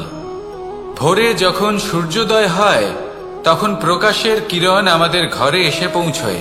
এইভাবেই আমরা প্রকাশ লাভ করি। এবার এই প্রকাশের আলোতেই আমরা সারাদিনের কাজ সম্পন্ন করি। সন্ধে হয়ে যায়, সূর্যাস্তও হয়ে যায়। আর আমাদের ঘর যাতে অন্ধকার না হয় তার জন্য আমরা একটা প্রদীপ প্রজ্বলিত করি। এটাই ঘটে আমাদের জীবনেও। এবার প্রবাহমান আয়ুর সাথে আমরা আমাদের অন্তরে যদি একটা প্রদীপ প্রজ্বলিত করে নিই, তাহলে বিষয়টাই অন্যরকম হবে। এবার আপনি বলবেন, কোন প্রকাশের কথা বলছি যে আমাদের অন্তরে জাগ্রত করা সম্ভব? আমাদের আত্মার মাঝে প্রেমের প্রকাশ জাগ্রত করার কথা বলছি। কারণ আমাদের এই জীবন, এও হলো দিনের আলোর মতো। আজ প্রকাশ আছে, কিন্তু কোনোদিন অবশ্যই অস্ত হবে। কিন্তু অস্ত হবার আগে যদি আমরা আমাদের আত্মার মাঝে প্রেমের এই প্রকাশ উজ্জ্বলিত করে নিই, তাহলে আমাদের সন্ধ্যাকালও আমরা আনন্দে এবং প্রেমে যাপন করব। তাহলে আসুন আর আমার সাথে ভালোবেসে বলুন, রাধা রাধা।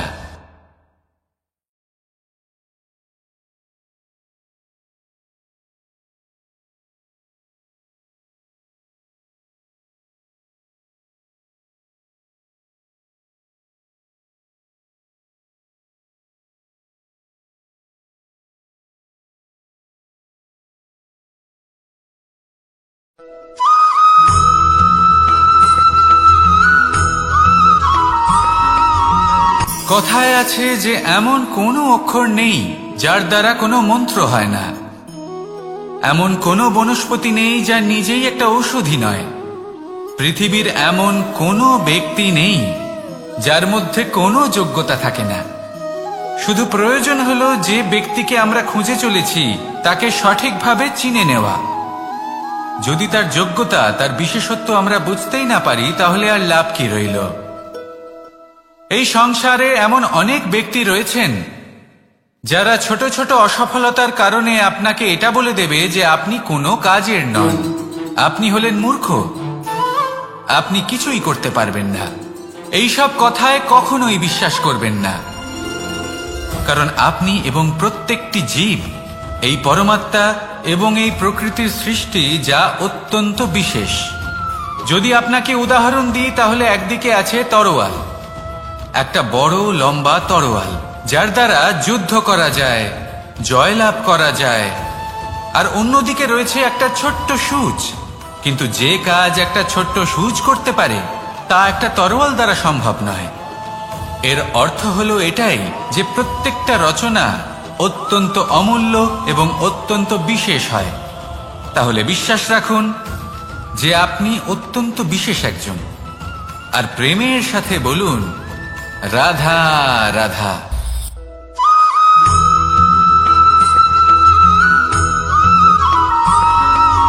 জীবনে যখন কোনো ব্যক্তি নিজের লক্ষ্য প্রাপ্তির জন্য নিরন্তর পরিশ্রম করতে থাকেন, চেষ্টা করতে থাকেন, তখন তিনি কষ্ট অনুভব করেন, কখনো শারীরিক কষ্ট, কখনো মানসিক কষ্ট। এবার উনি এটা ভাবতে থাকেন যে আমি কি উচিত করছি নাকি অনুচিত করছি। কারণ অন্যদিকে এমন একজন ব্যক্তিও আছেন যিনি একদমই পরিশ্রম, চেষ্টা করছেন না। তিনি মদিরা পান করেন, বিলাসিতায় জীবন কাটান, অলস প্রকৃতির হয়ে ওঠেন, নিদ্রাতে বিলীন হয়ে থাকেন আর ভাবেন যে তিনি সুখ লাভ করছেন। কিন্তু এরকম কেন হয়? কারণ যখন আমরা সৎ পথে থাকি, উচিত পথে চলি, লক্ষ্য প্রাপ্ত করার জন্য চেষ্টা করতে থাকি, তখন আমাদের ভেতরে থাকা নেতিবাচক শক্তি এবং পাপ এই দেহকে ত্যাগ করে দেয়। আর এই অনুভূতিটাই আমাদের দুঃখের অনুভূতি দেয়, কষ্ট দেয়। এবার সেখানে যদি আমরা কুপথে চলি, অনুচিত পথে চলতে থাকি, তাহলে আমাদের ভেতরে থাকা পুণ্য এবং ধনাত্মক শক্তি আমাদের দেহ ত্যাগ করে দেয়। আর এই অনুভূতির কারণেই আমরা সুখ অনুভব করি। কিন্তু কখনো ভাববেন যে এই সুখ বেশি সময় পর্যন্ত থাকে না। সেই জন্য সবসময় মনে রাখবেন, যদি আপনি জানেন যে এটাই আপনার লক্ষ্য, এটাই উচিত পথ, শুভ পথ, তাতে নিরন্তরভাবে এগিয়ে যেতে চেষ্টা করতে থাকুন। এই কষ্ট আপনাকে সুখের পরাকাষ্ঠায় কখন পৌঁছে দেবে তা আপনি জানতেই পারবেন না। আসুন আমার সাথে ভালোবেসে বলুন, রাধা রাধা।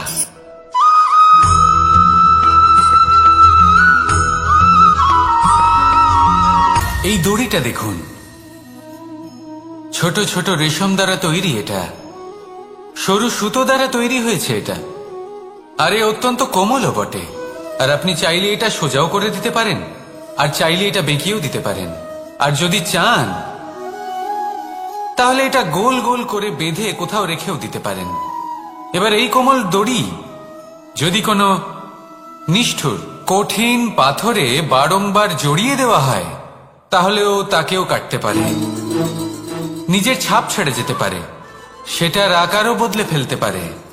এবার এর কারণ কি? এর কারণ হলো অভ্যাস আর নিরন্তর প্রচেষ্টা।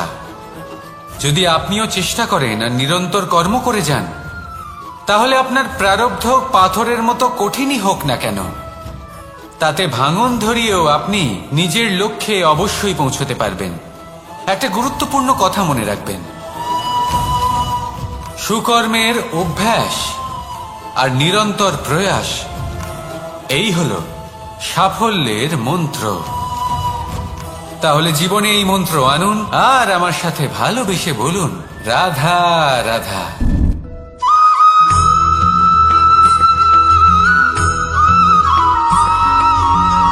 এই সংসারে কোনো বস্তু হোক বা ব্যক্তি হোক, তার একার গুরুত্ব কিন্তু খুব বেশি নয়। একটা উদাহরণ হিসেবে বৃষ্টির ফোঁটাকে ভেবে দেখুন। যদি একটি বৃষ্টির ফোঁটা হয় তাহলে তার খুব বেশি গুরুত্ব থাকে না, কিন্তু যখন সহস্র বৃষ্টির ফোঁটা মেঘের মধ্যে দিয়ে ঝরে পড়ে, তখন সেটা বর্ষার রূপ ধারণ করে। সেই বর্ষা যা এই প্রকৃতিকে শান্ত করে। সেইভাবেই পাথরের ছোট টুকরো, তার খুব বেশি গুরুত্ব থাকে না, কিন্তু যখন অসংখ্য পাথরের টুকরো একত্রিত হয় তখন তা পর্বতের আকার ধারণ করে। সেইভাবেই কিছু মানুষ যখন একত্রিত হন তখন তৈরি হয় পরিবার, কিছু পরিবার যখন একত্রিত হয় তখন তৈরি হয় সমাজ, যখন অনেক সংখ্যক সমাজ একত্রিত হয় তখন তৈরি হয় রাজ্য। এবার এই রাজ্যের সব থেকে গুরুত্বপূর্ণ ব্যক্তি হতে পারেন রাজা, কিন্তু তাও সেই রাজা একা কিছু করতে পারেন না। যুদ্ধ লড়ার সময় তারও নিজের সৈন্যদলকে প্রয়োজন পড়ে।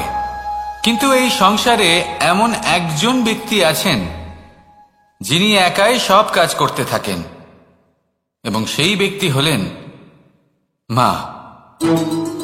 আমাদের জীবনে একজন পিতার ভূমিকা কিন্তু নিঃসন্দেহে অমূল্য, কিন্তু আমাদের সকলের জীবনে যে ভূমিকা একজন মায়ের তা অন্য কারোর থাকে না। একজন মা একাই সন্তানকে বড় করতে পারেন, সংস্কারী করে তুলতে পারেন, তার জন্য পরিশ্রম করেন।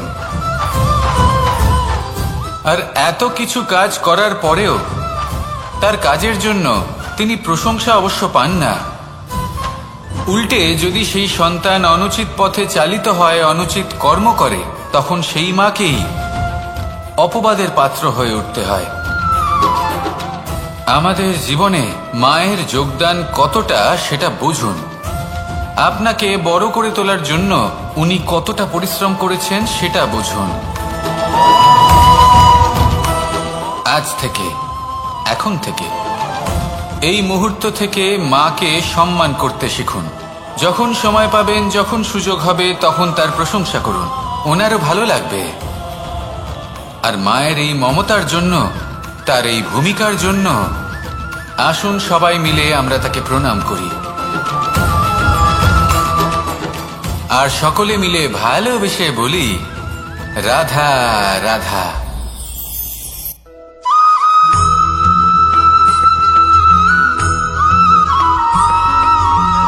আপনি কখনো কোনো বাজকে নিজের বাসা বানাতে দেখেছেন?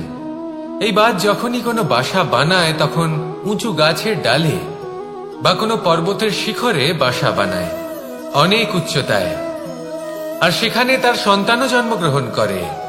যখন এই সন্তানেরা জন্মায় তখন এই বাজ খুবই ভালোবেসে এবং খুব সাবধানে এদের পালন পোষণ করে। নিজের ঠোঁট দিয়ে তাদের ঠোঁটে খাবার পরিবেশন করে। কিন্তু যেই সেই সন্তানেরা হৃষ্টপুষ্ট হয়ে যায় এবং সেই কথা বাজ নিজে বুঝতে পেরে যায়, সেই বাজ নিজেই সেই বাসা ছিন্ন ভিন্ন করে দেয়। সেই সন্তান যাদের সবেমাত্র ডানা গজিয়েছে, কিভাবে উঠতে হয় তারা জানে না, সেই সন্তানগুলিকে উচ্চতা থেকে ঠেলে দেয়। সেই সন্তান প্রথমে ভয়ভীত হয়ে যায়।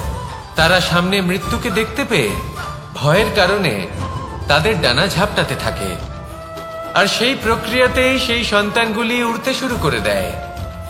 এবার এই ঘটনায় আমরা কি শিক্ষা পেতে পারি? এটাই, যদি আপনি মাতা পিতা হন তাহলে নিজের সন্তানকে অবশ্যই স্নেহ করুন, কিন্তু তাদেরকে নিজের আঁচলের তলায় বেঁধে রাখবেন না। যদি আপনি চান আপনার সন্তান জীবনে উন্নতি করুক, তাহলে নিজের মুঠো থেকে তাদের স্বতন্ত্র করে দিন। এই সংসারে সংঘর্ষ করতে দিন। সেই সন্তান নিজেই বুঝতে পারবে যে জন্মের সময় পাওয়া ডানা কি করে ব্যবহার করতে হয়। আর আপনার চোখের সামনে আপনার সন্তান এই আকাশে উড়তে থাকবে। তাহলে আসুন আমার সাথে ভালোবেসে বলুন, রাধা রাধা।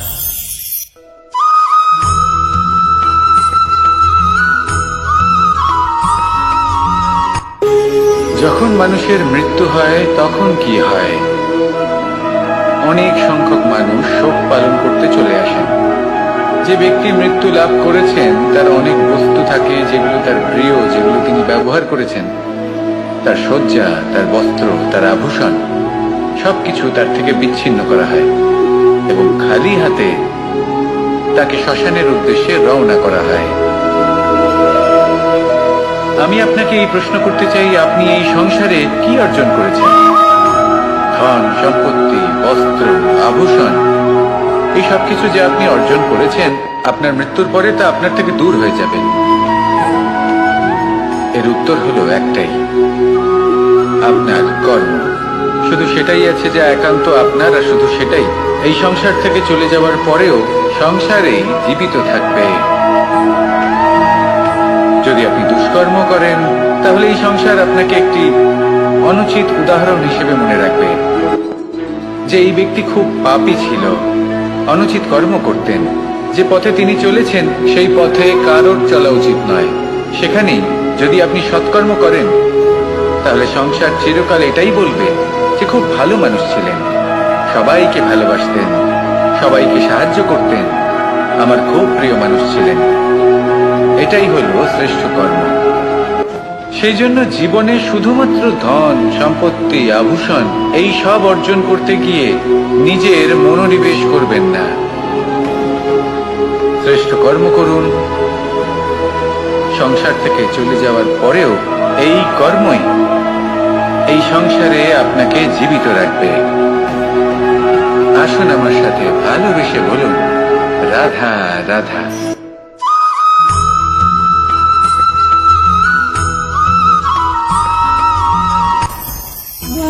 ভোজন। এবার ভোজন সংগ্রহ করার জন্য মানুষ কি না করেন, সব সময় চেষ্টা করতে থাকেন। ফসল উৎপাদনের জন্য অনেক পরিশ্রম করতে থাকেন, কিন্তু অনেক সময় অনেক পরিশ্রম করার পরেও ফসল ভালো উৎপাদন হয় না। এর কারণ কি? কারণ হলো এটাই যে আপনি পরিশ্রম হয়তো অনেক করেছেন, কিন্তু আপনার নজর তো সেই বীজের দিকে ছিলই না যে আপনি রোপণ করেছেন। সেই জন্য সব সময় কোনো বীজ রোপণ করার আগে তাকে পরখ করে দেখুন, তা অত্যন্ত আবশ্যক। আর সেইভাবেই যখনই কোনো কর্মের প্রশ্ন আসে তাহলে সেখানে শুধুমাত্র পরিশ্রম যথেষ্ট নয়। সেই কাজের প্রতি আপনার কর্তব্য কি, আপনার উদ্দেশ্য কি, সেটা জানা হলো অত্যন্ত গুরুত্বপূর্ণ। তাই কর্ম করুন, কিন্তু সেই কর্মের প্রতি আপনার যা উদ্দেশ্য তার মাহাত্ম্য বুঝতে চেষ্টা করুন।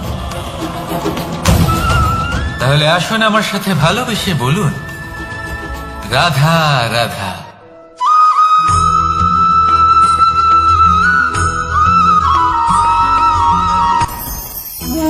ভোজন। এবার ভোজন সংগ্রহ করার জন্য মানুষ কি না করেন, সব সময় চেষ্টা করতে থাকেন। ফসল উৎপাদনের জন্য অনেক পরিশ্রম করতে থাকেন, কিন্তু অনেক সময় অনেক পরিশ্রম করার পরেও ফসল ভালো উৎপাদন হয় না। এর কারণ কি? কারণ হলো এটাই যে আপনি পরিশ্রম হয়তো অনেক করেছেন, কিন্তু আপনার নজর তো সেই বীজের দিকে ছিলই না যে আপনি রোপণ করেছেন। সেই জন্য সব সময় কোনো বীজ রোপণ করার আগে তাকে পরখ করে দেখুন, তা অত্যন্ত আবশ্যক। আর সেইভাবেই যখনই কোনো কর্মের প্রশ্ন আসে তাহলে সেখানে শুধুমাত্র পরিশ্রম যথেষ্ট নয়। সেই কাজের প্রতি আপনার কর্তব্য কি, আপনার উদ্দেশ্য কি, সেটা জানা হলো অত্যন্ত গুরুত্বপূর্ণ। তাই কর্ম করুন, কিন্তু সেই কর্মের প্রতি আপনার যা উদ্দেশ্য তার মাহাত্ম্য বুঝতে চেষ্টা করুন। তাহলে আসুন আমার সাথে ভালোবেসে বলুন, রাধা রাধা।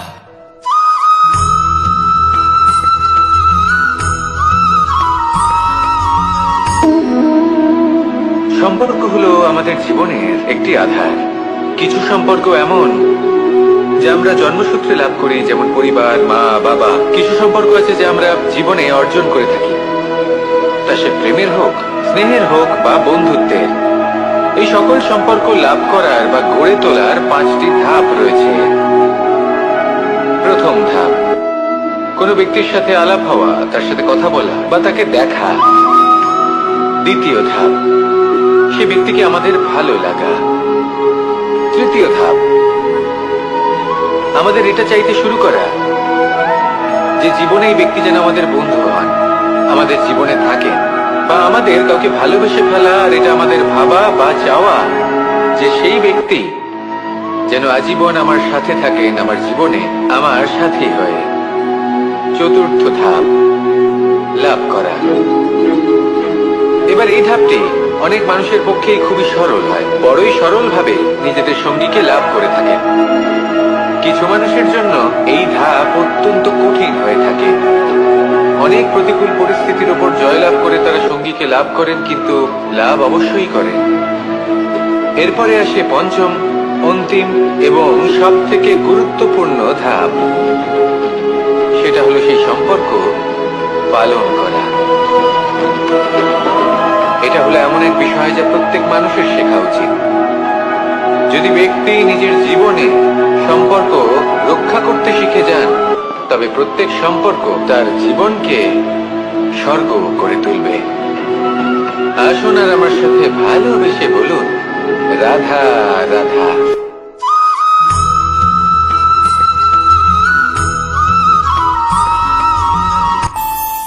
আমাদের মনে যখন কোনো প্রশ্ন ওঠে, কোনো দ্বন্দ্ব জাগে, তখন আমরা যাই আমাদের গুরুর কাছে, আমাদের আরাধ্যের কাছে গিয়ে জিজ্ঞেস করি। এইভাবেই একদিন আমি পৌঁছলাম আমার আরাধ্যের কাছে, আমার মহাদেবের কাছে, আর ওনাকে প্রশ্ন করলাম যে মহাদেব, জীবনে আনন্দ পাওয়ার, উৎসব পালনের, প্রেম ভাগ করে নেবার, জীবনকে উপভোগ করে নেওয়ার সর্বশ্রেষ্ঠ সময় কোনটা? মহাদেব হাসলেন আর উনি বললেন, জীবনে উৎসব পালনের সব থেকে শ্রেষ্ঠ দিন হল মৃত্যুর ঠিক আগের দিনটা। প্রেম ভাগ করে নেওয়ার সব থেকে শ্রেষ্ঠ মুহূর্ত হল মৃত্যুর ঠিক আগের মুহূর্ত। জীবনকে উপভোগ করে নেওয়ার সর্বশ্রেষ্ঠ প্রহর হল মৃত্যুর 1 প্রহর পূর্বে। তখন আমি চমকে গেলাম। আমি বললাম, কিন্তু মহাদেব, মৃত্যু তো অনিশ্চিত, আমরা জানিও না কবে আমাদের মৃত্যু হবে। মহাদেব আবার হাসলেন। উনি বললেন যে যদি আমরা এভাবে জীবন কাটাই যে আমরা জীবনের প্রত্যেক দিন, প্রত্যেক মুহূর্ত, প্রত্যেক প্রহর শেষ বলে মনে করি, তাহলে আমাদের সমস্ত জীবন আনন্দের সাথেই অতিবাহিত হবে। কি বলেন?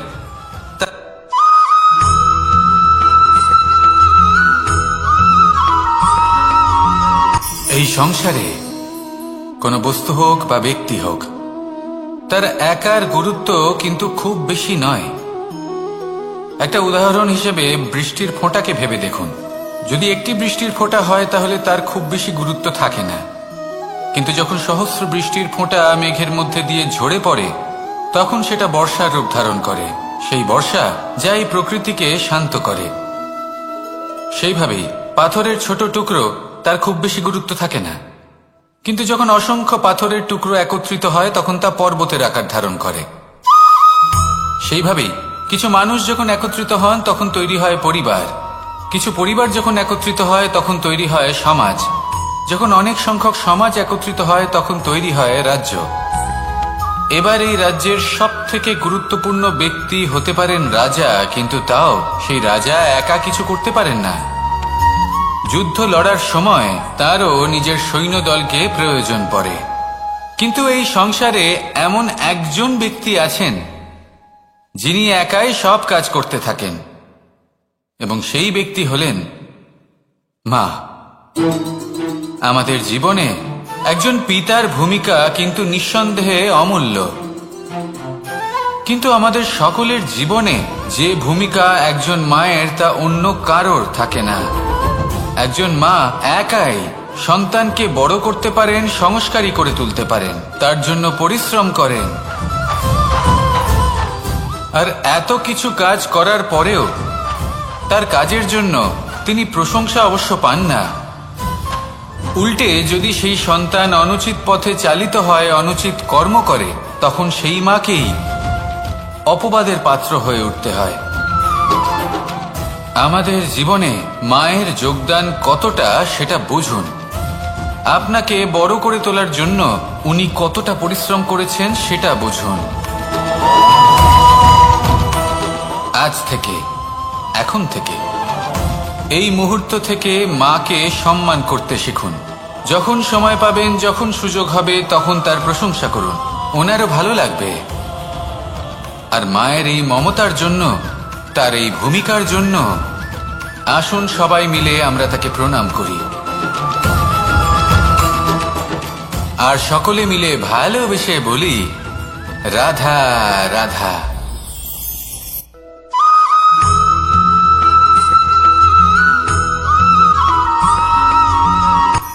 এই সংসারে সাফল্য লাভ করার জন্য জ্ঞানের প্রয়োজন হয়, পরিশ্রমের প্রয়োজন হয়, দৃঢ় নিষ্ঠার প্রয়োজন হয়, নিরন্তর চেষ্টা করা প্রয়োজনীয়।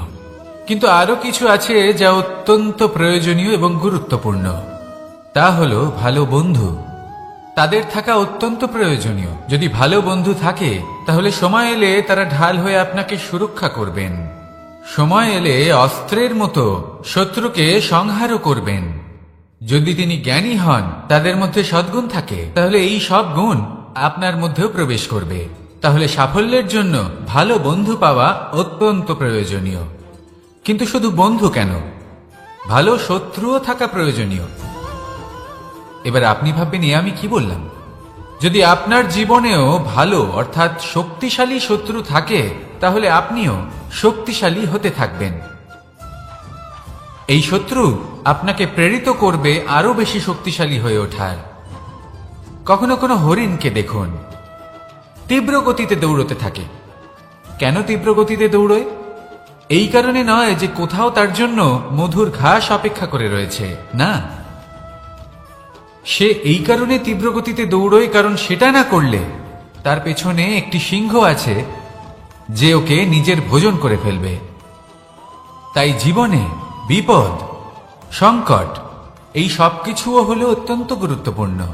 তার সম্মুখীন হতে শিখুন আর আমার সাথে ভালোবেসে বলুন, রাধা রাধা।